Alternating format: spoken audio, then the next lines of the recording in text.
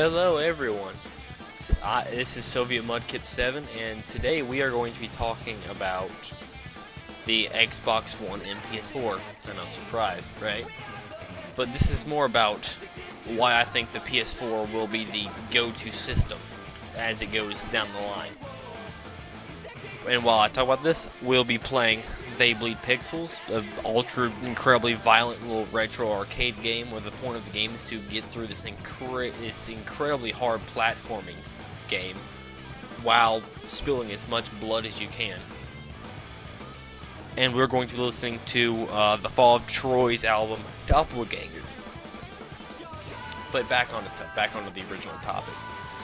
I think the PS4 is going to be just out light year. Like at first, there won't be anything to tell between the two of them. Like they'll both be fine for what they are. For the first few years, no one will be able to tell the other one has the same amount of power unless something comes out instantly, like a new Crisis game or something. This absolutely makes both of the systems do as hard work as they can. But what I think is going to happen, but the reason why I think this is because of just the fact of what it's being used. It's using an APU, not a standalone GPU and CPU like it did before.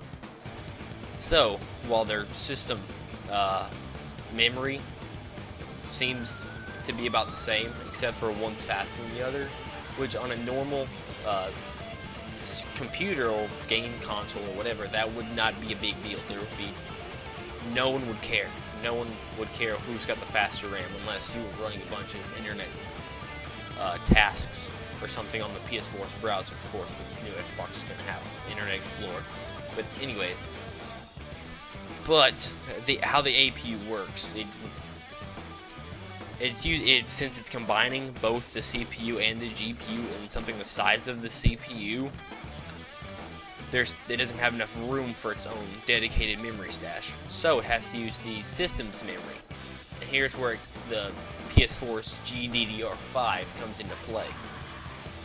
With DDR3, the speed of it's limited to, I think it's the fastest one it's ever gotten to is 2400 megahertz.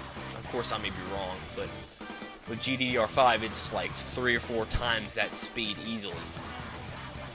So what that means is that the PS4 will be able to just cycle things 3 or 4 times better. Like on my computer, I've got the AMD A6 APU, and I upgraded from 1600 megahertz RAM to 1866, and I grabbed an extra 20 frames per second, easy. I'm just kidding, it wasn't 20, it was about 10, 15, which is still an insane jump for just that little. You know, it's like 5% speed increase. So you have to think, this increase is going from, well, I don't know with Xbox One, I think it's 2133 or 1866, something like that. And the PS4 speed is 56. So we're seeing twice the speed. So we're potentially going to see a massive jump in what the PS4 can do compared to the Xbox. Of course, like I said, it won't be incredibly noticeable within the first year or so of its release, unless, like I said, something insane comes out, like the Battlefield 4 might be the first thing we see that actually shows that the PS4 is above what the Xbox One can do. Of course, with where the consoles are moving, the Xbox is fine with not having all that power because they're moving to being a VHS player. But anyways, back to the subject. Of course, this can all be nothing as long as if the architecture is flawed or it just works vastly different compared to how the standard AP would work.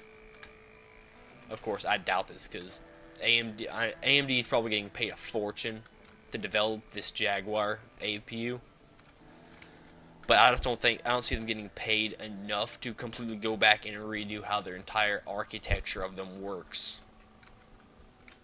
But the only way we can see for sure is come E3, because I have a feeling that if if EA decides to show off everything, I have a feeling PS4 is going to be, hey guys, look, we actually get 60 FPS on Battlefield, and while the Xbox is still stuck on their 30 FPS, which on consoles, people are so used to 30 FPS that 60 would probably just floor them and they wouldn't know what to handle with themselves. But I just hope that the developers can actually make use of them on PS4 and we get some outstanding first-party games. Like, imagine like Kingdom Hearts 3 was kind of confirmed today. Of course, this one was anonymous sources, so who knows? But it was confirmed that they got an exclusive hold on to a Final Fantasy Versus game and Kingdom Hearts 3, which it's about time. I mean, Kingdom Hearts was completely absent from this last generation. It made a lot of people really sad, like me, because I was a big fan of it back when it first came out. Of course, that was, 8 years ago when the last Kingdom Hearts game came out. Of course, now they have Star Wars, so they've got all that kind of stuff. Lightsaber Keyblade, that'd be the bomb. But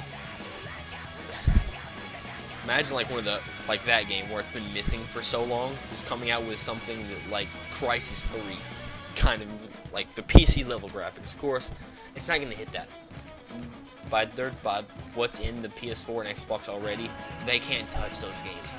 The PS4 and Xbox are already being buried by what the PC can do, which is, I think this is the first time it's ever actually happened. That they came out behind. Of course, like I said, we won't know how anything works until about November, December, when people actually start getting their hands on it. Actually, E3 is probably when people are going to first start getting their hands on the consoles. When I think about it, be able to say what's what. Of course, everyone's waiting for that beautimous thing of Call of Duty, because now we've got dogs and fish that move out of the way. We have fish that actually move. Who'd have thunk it? There was actually moving fish. You know, we can actually, like, the fish actually act like fish. Who'd have thunk? Who knew? I mean, we need a whole new graphics engine for that, didn't we? I mean, granted, of course, we didn't really need a new Frostbite engine, but that at least appears to be a big step forward. Is it? I don't think so. I really don't think so. I think that the campaign will look better, but the multiplayer, I think, besides a couple of the UI color change, I don't think anyone's going to really notice anything, really. But I think that's the key to PS4 actually winning, besides Xbox basically promoting the PS4 themselves with that horrendous announce thing that they had. I can't even call it like a straight up announcement. That was awful. But Microsoft. But I think that Xbox One, not Xbox One, the PS4 will just, unless they do something stupid like Microsoft did, be like, no used games. Well, we have a used game fee and always online. If PS4 can stay away from that, which I don't know if they can because of just the publishers now. Of course, EA might, this is EA and Activision, to want this. It'd be hard for them to just kind of ignore the other things, like the DRM and stuff. So they'll probably have to. But if they can get away with not having it, the PS4 will probably take its crown back from Nintendo and Xbox and be like, bitch, please, and go back to their glory from days of the PS2 and the PlayStation 1. If they don't, I see the PC market exploding, and I see the Wii U gaining some steam. I mean, heck, after the Xbox One announcement, the UK sales of the Wii U went up 875%. They didn't go up 175 sales, so they went up 875%. I mean, I think that, like, that's just insane. Like, even if they just sold, like, 3,000 consoles or whatever a month or something like that. 875%. That's like 5 or 6 digit number. Probably 5, but of course I'm probably overestimating like